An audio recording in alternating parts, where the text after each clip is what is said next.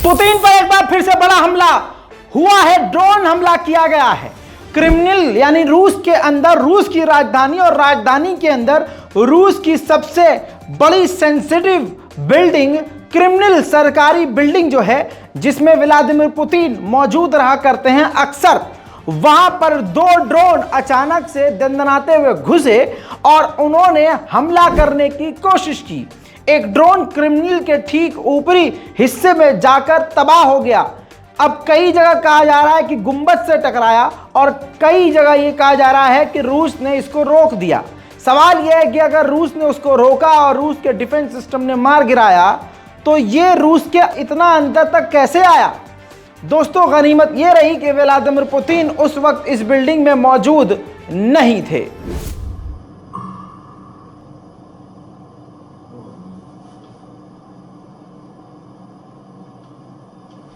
दोस्तों, साफ है कि रूस के अंदर अब व्लादिमीर पुतिन यूक्रेन के निशाने पर हैं। और दूसरी एक और तस्वीर सामने आई है, ये देखिए, एक और ड्रोन दिन दहाड़े रूस में, यानी रूस की राजधानी में यूक्रेन का एक और ड्रोन दिन दहाड़े उड़ता हुआ नजर आ रहा है। दोस्तों, ये पहली बार नहीं है कि व्लादिमीर पुतिन पर हमला करने की कोशिश की गई है।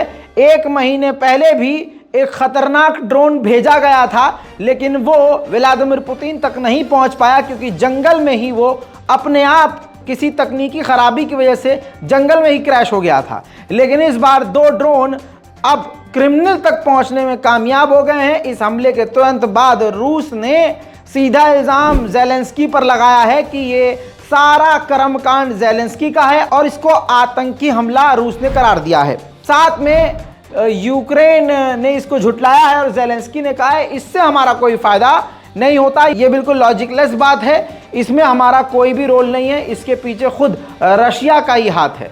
तो दोस्तों, साफ पता है, सबको पता है कि रशिया के अंदर घुसकर व्लादिमीर पुतिन को मारने की मंशा किसकी है।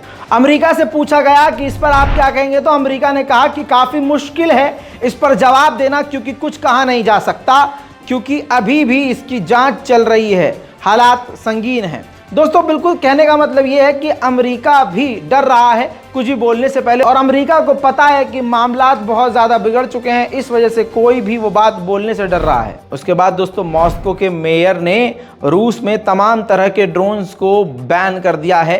ऐसे हालात में अब कोई रूस का व्यक्ति भी कैमरा, एक सिंपल ड्रोन भी अब नहीं उड़ा सकता। वहीं आपको बताऊं, फिनलैंड पहुंचे थे ज़ेलेंस्की सरप्राइज विजिट पर।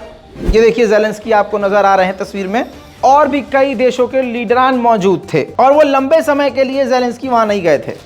लेकिन अब खबर यह है कि काफ़ी लंबे समय तक के लिए वहां ज़ेलेंस्की रुकेंगे, क्योंकि अब रशिया ने कहा है कि ये पुतिन को मारने की कोशिश की गई है, हम इसका बदला लेंगे। अब ज़ेलेंस्की की हवा टाइट है, इसी वजह से वो फिनलैंड अब लंबे समय तक रुकेंगे, क्योंकि अब उनको यकीन है कि ज़ेलेंस्की पर जानलेवा हमला रूस कर सकता है। ब्रेकिंग न्यूज़ में फिलहाल के लिए इतना ही। इस रिपोर्ट पर अपनी राय देना कमेंट में मत भूलिएगा। रिपोर्ट को शेयर कीजिए, चैनल को सब्सक्राइब कीजिए। मैं हूं रज़ा और आप देख रहे थे रज़ाग्राफी। जय हिंद।